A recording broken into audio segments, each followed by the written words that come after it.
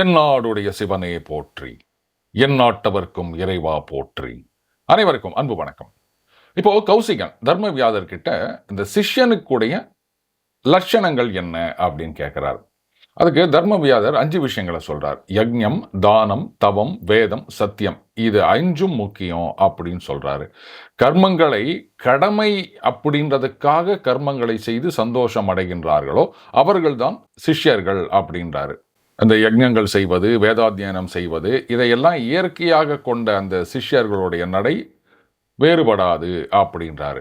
அதே மாதிரி ஆச்சாரங்களை பாதுகாப்பதும் சிஷ்யர்களுடைய லட்சணம்னு சொல்றாரு. இந்த சிஷ்யர்களுடைய லட்சணங்கள்ல குரு சிருஷை, சத்தியம், கோபமின்மை, தானம், இது 4ம் இருக்கணும் அப்படின்றாரு. வேதத்திற்கு சாரம் சத்தியம், சத்தியத்திற்கு சாரம் அந்த 5 அடக்குவது.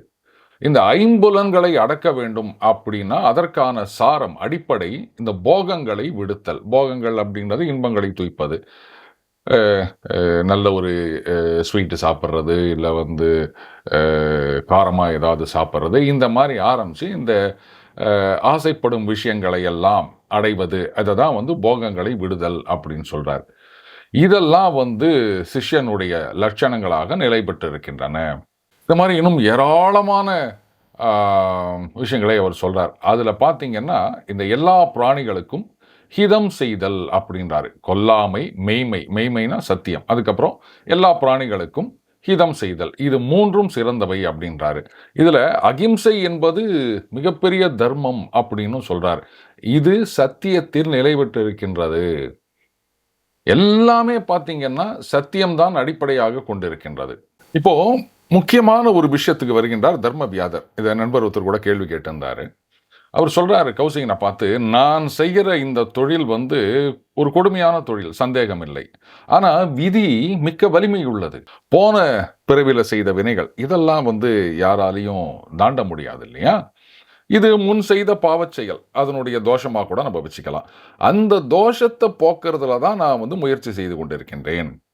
ஒரு பிராணியானது முதல்ல தெய்வத்தால் கொல்லப்பட்டு விடுகின்றது. அதை கொல்கிற நாங்கள் நிமித்தம் மட்டுமே ஆகிறோம்.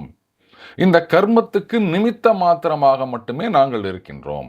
இப்போ இந்த கொல்லப்பட்ட பிராணிகள், அந்த மாம்சங்களை எல்லாம் நாங்கள் வைக்கிறோம் இல்லையா? அந்த மாமிசங்களை சாப்பிட்றதுனாலையும் தேவதைகள், அதித்திகள், வேலைக்காரர்கள், பித்ருக்கள் இவர்களுக்கு படைத்து விட்டு பூஜிப்பதனாலையும் அந்த பிராணிகளுக்கு தர்மம் உண்டாகும் அப்படின்றாரு.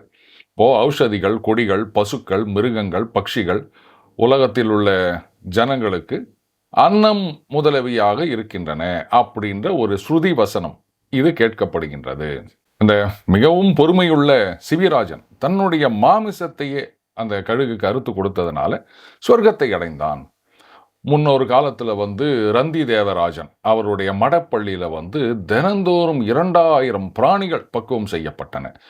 அவர் அந்த சாப்பிடத்தக்க இறைச்சி இதை அதிதிகளுக்கு 1 மாதம் தினந்தோறும் கொடுத்து வந்ததுனால அவனுக்கு நிகரில்லாத புகழ் உண்டாகியது அப்படின்றாரு. அதே மாதிரி யாகங்களில் கொல்லப்படுகின்ற விலங்குகள் அதுவும் ஸ்வர்க்கத்தை அடைகின்றன அப்படின்றாரு.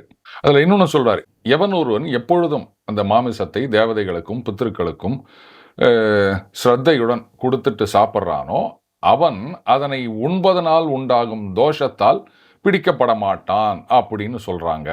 அதே மாதிரி ருது காலத்துல மட்டுமே மனைவியை அடைகின்ற பிராமணன் அவன் பிரம்மச்சாரி அப்படின்றாரு.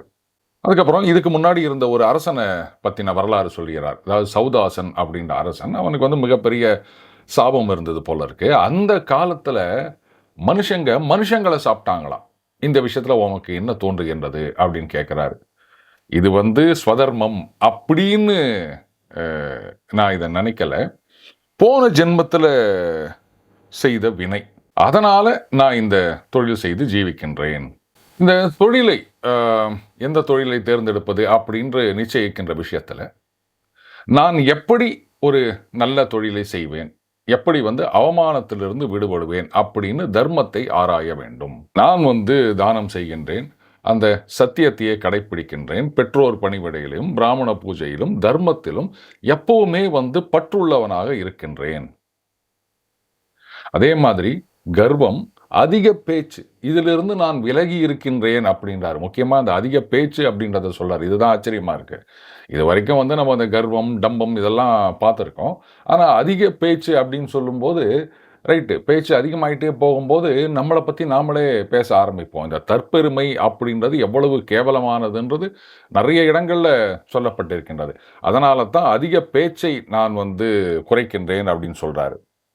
இப்போ பயிர் தொழில் செய்வது, விவசாயம். இது வந்து நல்லது அப்படின்னு சொல்றாங்க. ஆனா, அதிலும் இம்சை இருக்கின்றது. இந்த கலப்பையினால பூமியை உழும்போது, அந்த பூமிக்குள் இருக்கின்ற அநேக ஜீவராசிகள், அநேக வஸ்துக்கள் இதையெல்லாம் நாசம் செய்கிறார்கள் இல்லையா?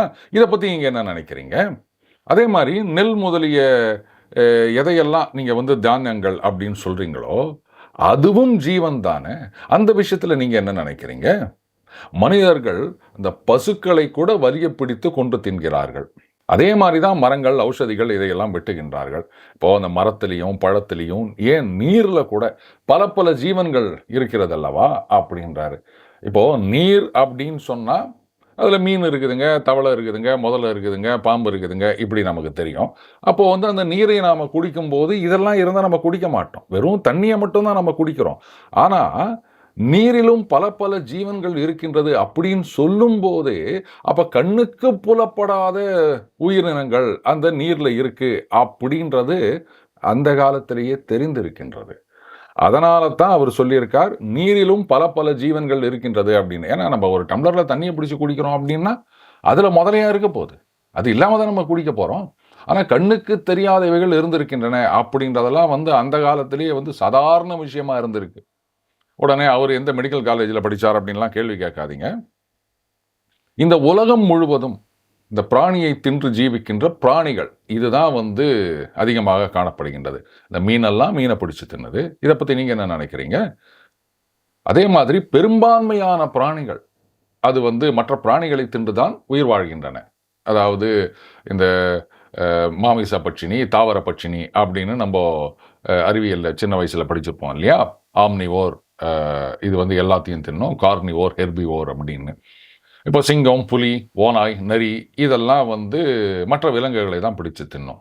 அதே மாரி மான், முயல், யானை எவ்வளோ பெரிய ஒரு விலங்கு யானை. அதெல்லாம் வந்து தாவரங்களை மட்டும் தான் தின்னும். ஆனா, இந்த விலங்குகளை பிடித்து தின்னுகின்ற விலங்குகள் தான் அதிகமாக இருக்கின்றன அப்படின்றாரு. இந்த பிராணிகள் ஒன்றை மற்றொன்று சாப்பிட்டுட்டு இருக்கு. இத பத்தி நீங்க என்ன நினைக்கிறீங்க? அதே மாரி நடக்கின்ற மனிதர்கள் அந்த பூமியில நடக்கும்போது எத்தனை ஜீவன்களை கால்களால் கொல்லுகிறார்கள். இப்பவும் இன்னொரு விஷயம் கவனிக்கணும். இப்ப நம்போ தெருவுல நடந்து போறோம், சாலையில நடந்து போறோம் அப்படின்னா, ஏதாவது ஒரு ஓணான், பல்லி, ஏதாவது ஒரு புழு, பூச்சி இது சரி. இத நம்ம பார்த்து ஒதுங்கி போயிடலாம். ஆனா இவர் என்ன சொல்றாரு பாருங்க, நடக்கிற மனுஷன் எல்லாம் பூமியில இருக்கின்ற அநேக ஜீவன்களை கொல்லுகிறார்கள் அப்படின்னும் போதே, அப்போ அந்த பூமியிலேயும் கண்ணுக்கு தெரியாத உயிரினங்கள் இருக்கின்றன அப்படின்றத அன்னைக்கே தெரிஞ்சு வச்சிருக்காங்க. உட்கார்ந்திருக்கவங்க, படுத்திருக்கவங்க, தெரிஞ்சோ தெரியாமலோ அநேக ஜீவன்களை கொல்லுகின்றார்கள். இப்போ இதுல சந்தேகமே கிடையாது. கண்ணுக்கு தெரியாத உயிரினங்கள பத்தி தான் இவர் சொல்கின்றார். இந்த விஷயத்துல உனக்கு என்ன தோணுது? அப்படின்னு கேட்கிறாரு. அறியாமையால மனிதர்கள் இந்த ஜீவன்களை கொல்லுகிறார்கள். இந்த உலகத்துல யார் ஜீவ ஹிம்சை செய்யாமல் இருக்கின்றார்கள்? அப்படின்னு கேட்கிறாரு. இதையெல்லாம் நல்லா ஆலோசிச்சு பார்த்தீங்கன்னா, இந்த உலகத்துல மத்த பிராணிகளுக்கு ஹிம்சை செய்யாதவன் அப்படின்றது யாருமே கிடையாது. சந்நியாசிகள் அகிம்சையே வந்து பின்பற்றுகின்றார்கள். அந்த சந்நியாசிகள் கூட இம்சையை செய்கின்றார்கள். என்ன ஒண்ணே ஒண்ணு, அவர்களுடைய அந்த முயற்சியினால், கட்டுப்பாட்டினால் அந்த ஹிம்சை மத்த ஜீவன்களுக்கு செய்கின்ற ஹிம்சை அப்படின்றது மிகவும் குறைந்த அளவில் காணப்படுகின்றது. இப்போ ஒரு ரொம்ப அழகா ஒரு கருத்து சொல்றாரு. உலகத்துல வந்து பல விஷயங்கள் மாறுபட்டு காணப்படுகின்றன. தர்மத்தோடு சேர்ந்த விஷயங்கள் கூட அதர்மமாக காணப்படுகின்றது. இந்த விஷயத்துல நீங்க என்ன நினைக்கிறீங்க? தர்மமாகவும், அதர்மமாகவும் இருக்கின்ற அந்த கர்மங்களோட விஷயத்துல பலவிதமா சொல்ல முடியும். ஆனா, எவன் தன்னுடைய கர்மங்களில் நிலை பெற்று இருக்கின்றானோ, அவன் பெரும் புகழை, கீர்த்தியை அடைகின்றான் அப்படின்றாரு. மீண்டும் அடுத்த பதில் இணைந்திருப்போம். வணக்கம்.